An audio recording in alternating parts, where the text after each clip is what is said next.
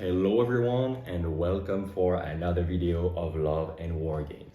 In this video, it is going to be something a little bit special because you have a chance to win all this fleet and have it sent back to your home so you can play with it or, I don't know, show it around. How to do that? Why are we doing this? Let's keep it short, but let me explain to you how it works. Why are we doing this? Well, we decided to make a little summer game. This is why I have my summer shirt. The idea is that I start to have too many fleets, too many ships, and I don't have time to play all of them. I do have basically every release that there's ever been from War Cradle. They're all beautifully painted by Gore Factory and now Yes Miniature. But it starts to be a lot. I don't have time to put all of them on the table. This is not my entire Commonwealth fleet. What I decided to do to spread the love of the war games, I decided to make this little game. Like you win because you get some miniatures. I win because I get some space and my wife is happy. And I also win because, well, get more comments, more engagement, and our videos are more visible. Everybody wins with this. How does it work? Under each video, between this one when it's released, probably end of June, each video between now and the end of September, you can put one comment. No need to put more, just one comment per video, saying like, hey guys, every time you do this, your name is written down, like your pseudonym, like your nickname. And at the end of September, there will be a live where on the computer, like on the software, we will determine who is the winner. So every time you put a comment on a different video between this one and the one by the end of September, you will have another chance of getting picked up and getting all this Commonwealth fleet. So what do you actually get in there? We'll take a closer look at them in detail, but basically those are Russians, very tough fleet, very easy to play actually, which is why those are the one I'm sending away. Very easy, very tough, just go on up the middle, don't die because they're tough, and just shoot the enemy at point blank or closing range. You can play them as Russians, but this is also why I decided to send those Russians. It is because you can play them as mercenaries from the Black Wolf Battlefleet. So how does it work to play those as mercenaries?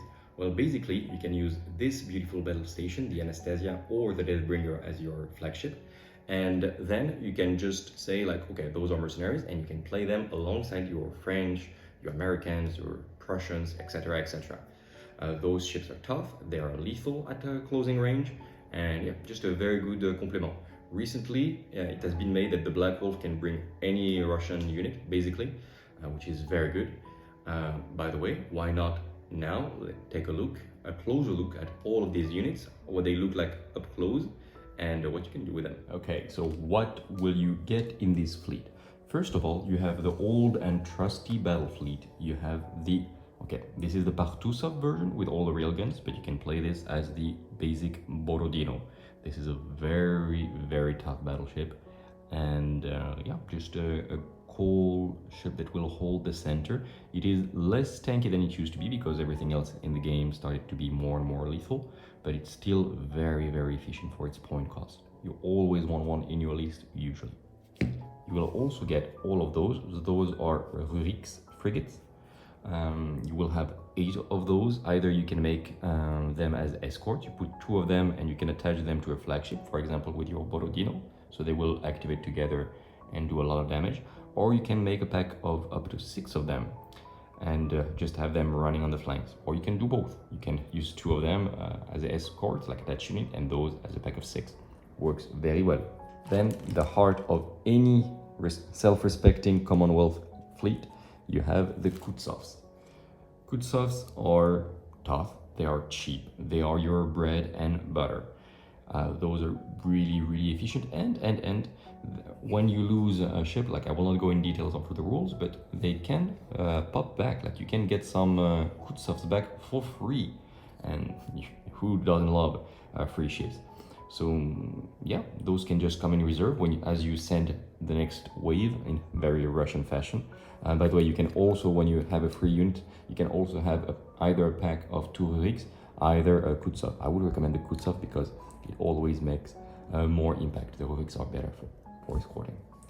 You will also have 4 Boyars.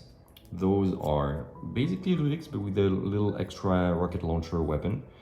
They are more expensive, they cannot be attached, and they are better in the role of fast fast flankers, and especially if you equip them only with all the rocket launchers you can.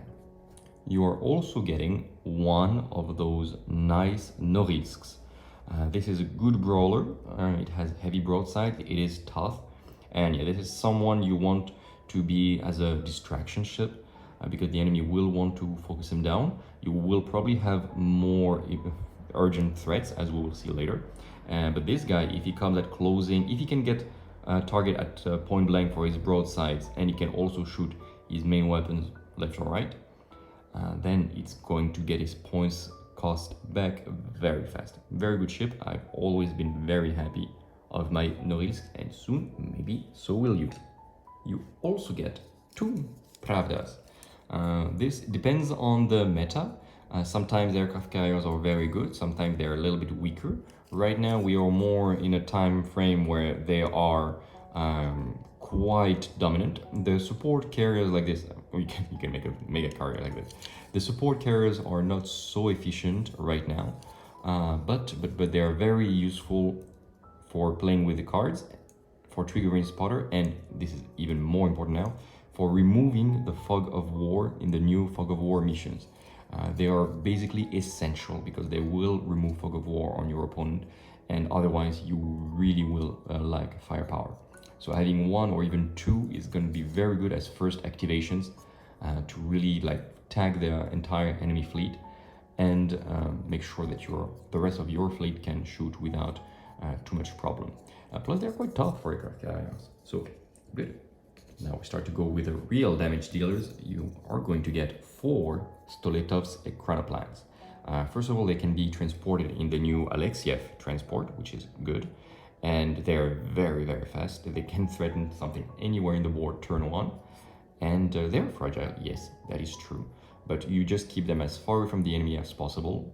Turn 1, you make them speed forward very fast. They're just skimming across the surface of the sea. You will obliterate something, then they might die, like if you position them good, so they maybe finish in a position where the only threat they had is the ship you're going to focus on. If you do this, good. If they can activate twice, it's already crazy, quite rare. But even just activating once, they usually make their point cost back, and they're very useful. Huge threat. You will also get this little Aquila that you can proxy as the Deathbringer. The Aquila is a very cool submarine, and like it's absolutely massive as a submarine, and you want it especially in the Black Wolf Battlefleet, either as a basic Aquila, either as the Deathbringer. This ship sends a lot of torpedoes, like a ton of it. It also has some turrets in the back. It is quite tough, it is efficient, and yeah, I would always recommend at least an Aquila in your Black Wolf Battlefleet.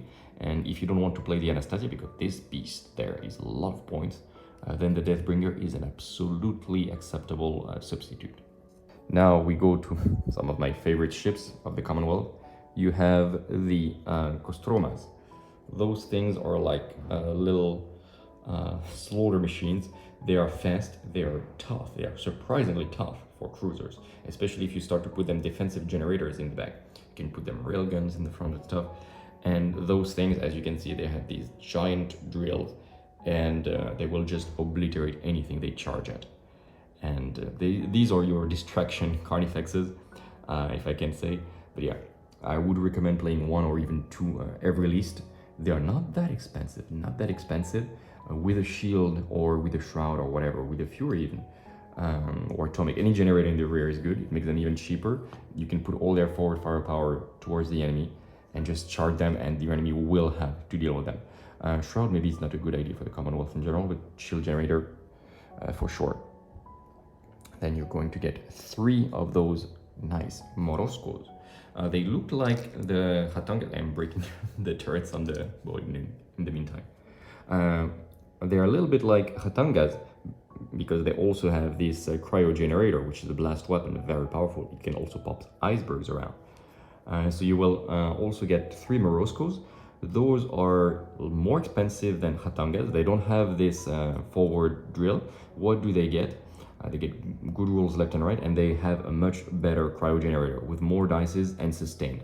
So this Since it is a blast weapon, this can really make the difference between making maybe 1 point of damage on a squadron or frigate, or just obliterating the entire squadron or frigate. So they do serve different roles, and if you build all 3 of the Moroscos, then you can play them as 1 unit of 3.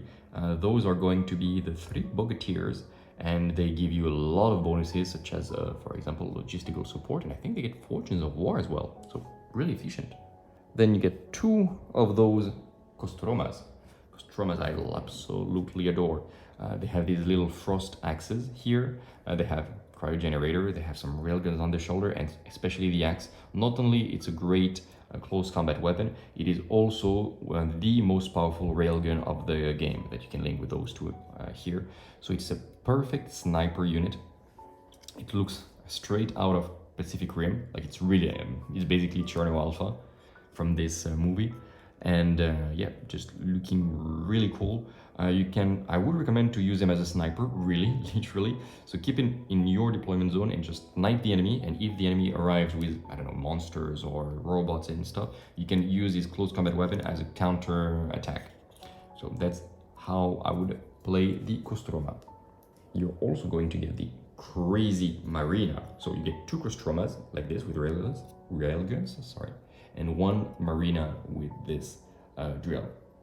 This is really going to be efficient against any enemy at close combat. So this guy maybe wants more to pop out of the water in your enemy's deployment zone and just make this crazy drill attack that will obliterate something, and then he can grab another ship, either the same, either another one with his hand, and it will make a second drill attack, even more powerful. So this is really the deep striker of your army. It will make a lot of damage.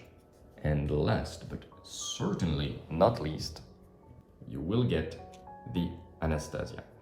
This donut of death is massive, as you can see. It's bigger than my hand. You've seen it on some battle reports. You see that it's really tough, like it can absorb so much firepower between all its shields and stuff. It can pop up in the back of the enemy deployment zone on turn 1, at the end of turn 1, so that is crazy. And it has all the weapons. It can send aircraft, it can have these little cryogenerator, like it has so much capacity, like it's absolutely insane. It has a logistical support, like it has everything. It can repair things around if you play it as the Anastasia. So basically the centerpiece of your fleet. It is around 500 points, so it better be good for this price tag, but it absolutely is.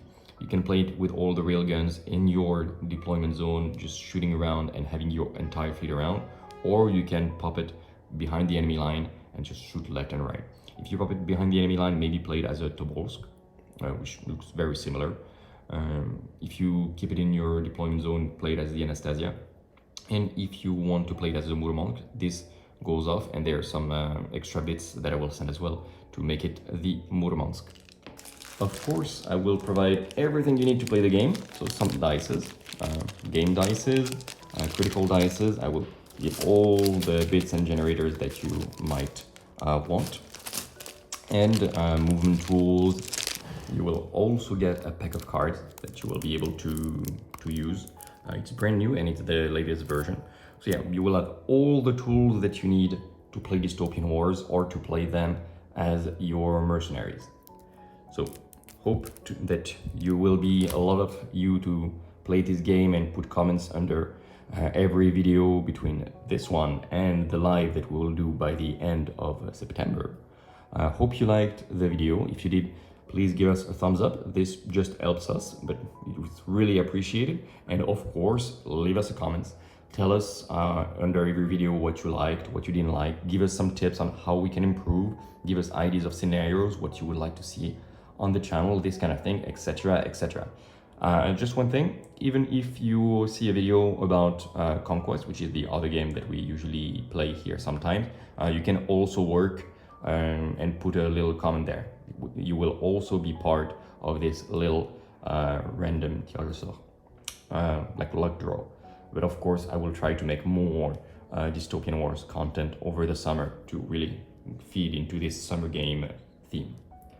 All right, thank you very much. And until the next video, remember to keep spreading the love all around. Bye.